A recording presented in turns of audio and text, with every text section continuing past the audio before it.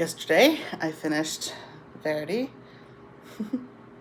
for my church book club. It's probably not a church book, but it's fine. It's fine. So, what was Verity like? Did I like it? It's all right. I probably won't read it again, or listen to it again, rather.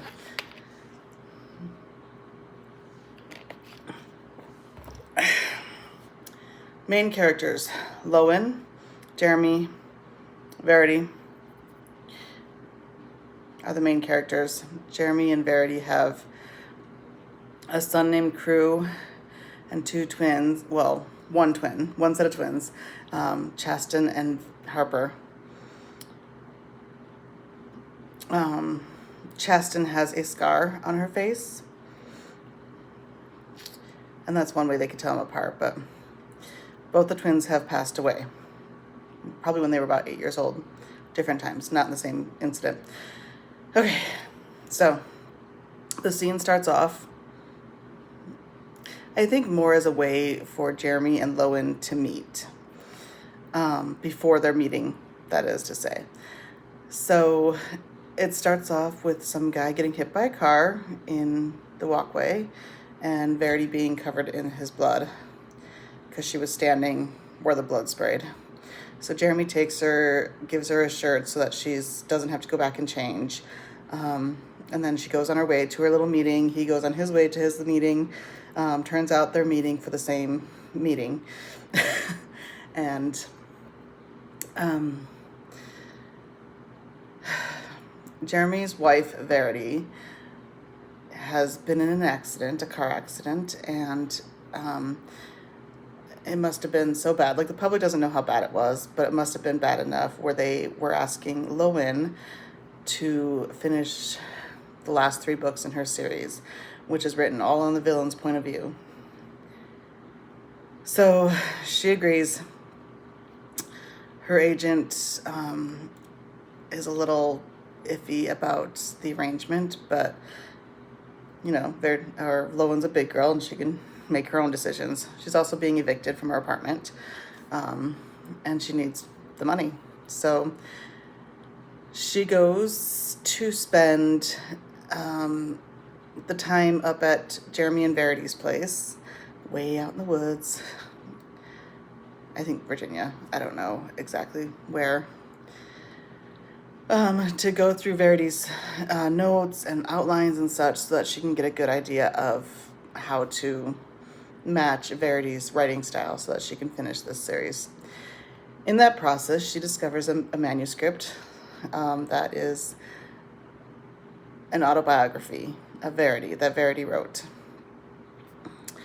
And it's a little disturbing. In this manuscript, Verity seems to be obsessed with not just sex, but also sex with Jeremy. So there's a lot of descriptive scenes that kind of do move the story along.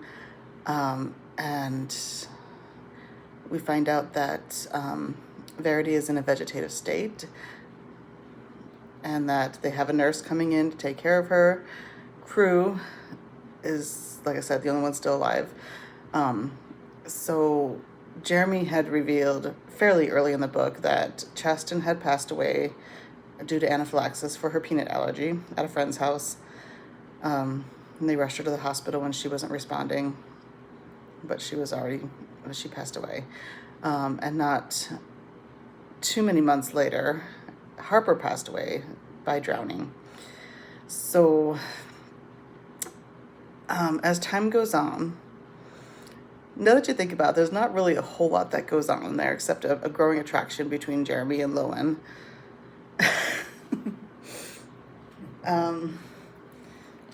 And every now and then the nurse giving Lowen the stink eye for whatever reason. You don't really find out what her biggest deal is.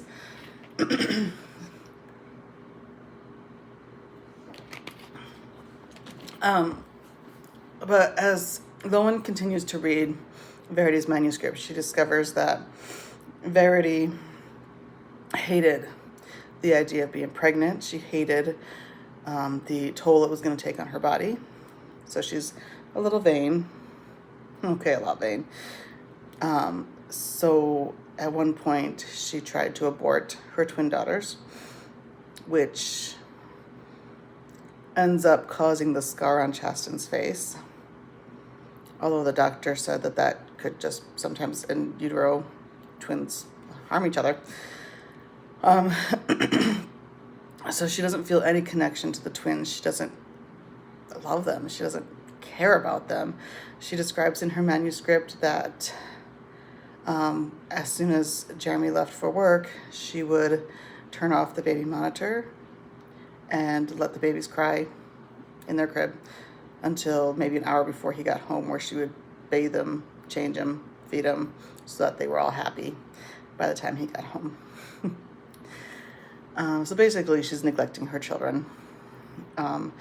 Further on, she describes how she had a dream where, when they were infants still, she describes how she had a dream that Harper was trying to suffocate Chasten. And from that day on, she harbored a deep mistrust and lack of concern or care for Harper. Well, when the babies woke up that night that she had that dream, she went into the room and basically tried to choke Harper by shoving her finger down her throat and making it look like she threw up and aspirated. But Jeremy came in and disrupted that plan. This woman is psycho. So, a little bit later on, there's not a whole lot of mention about both girls in the manuscript, mostly mention of Chasten until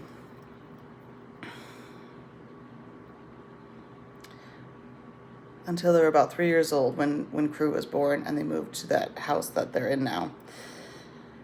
So at about 8 years old, the girls were at a friend's house. They get a call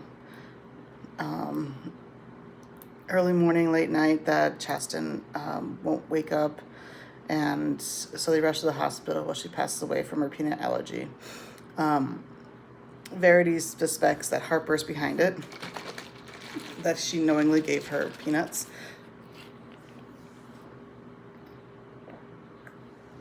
So a few months later, she's mad at Harper, who has Asperger's, and says, "You don't even care that your sister passed away. You never even cried."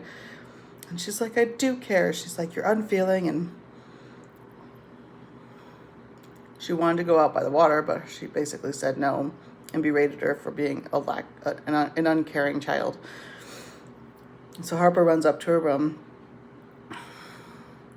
And Jeremy comes down, while he goes to talk to her, he comes down. He's like, "Well, why don't you take him to the water? I mean, it's a nice day. You don't really play with the kids much anymore. Why don't you, what's the big deal?"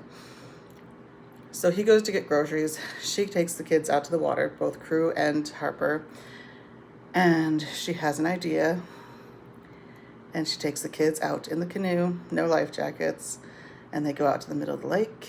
And she leans close to Crew and says, "Hold your breath." And she tips over the canoe, gets Crew to safety, and basically lets Harper drown. Mother of the year.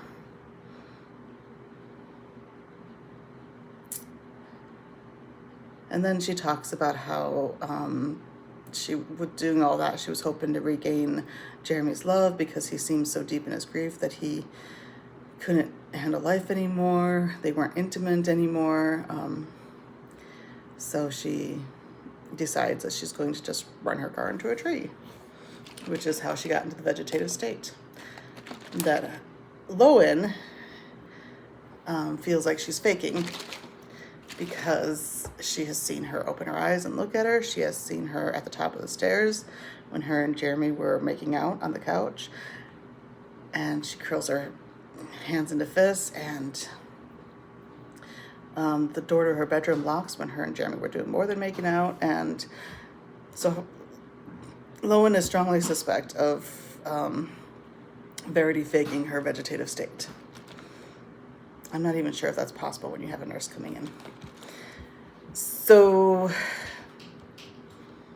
it gets to the point where Lowen just can't mind her own business and just, get all the information she needs and just leave. she has to go and like threaten Verity and like try and force her to get up, which causes Jeremy to get mad at her, which causes things to come to a head.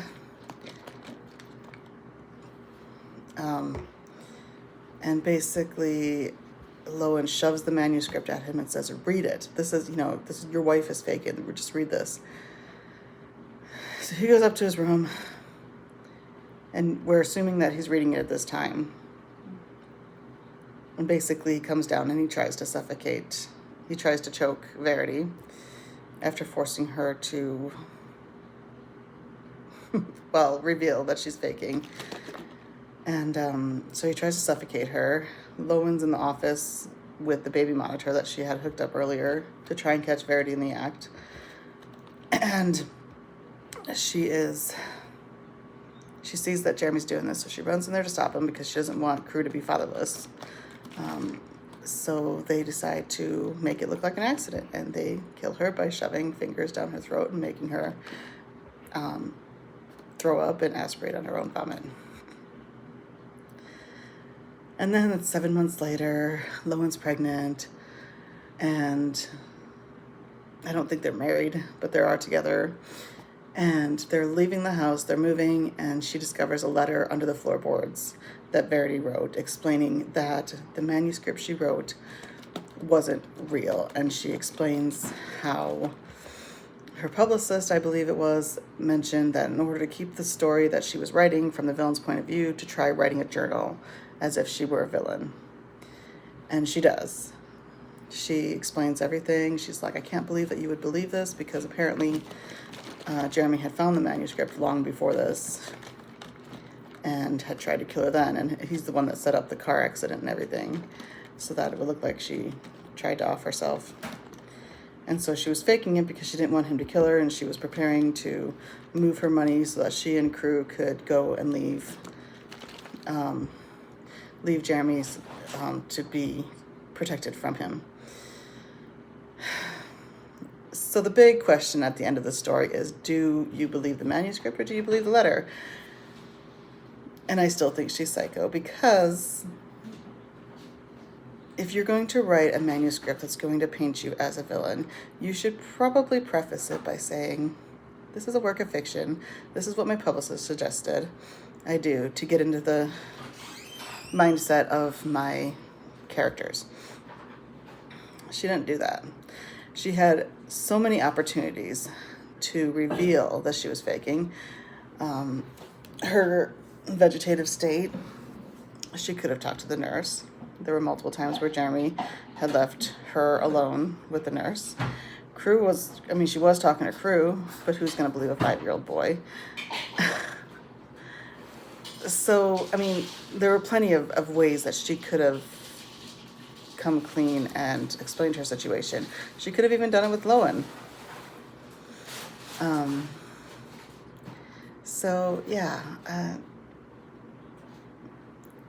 I think she really was psycho. Plus, she was a master manipulator. So, anyway, we can discuss it.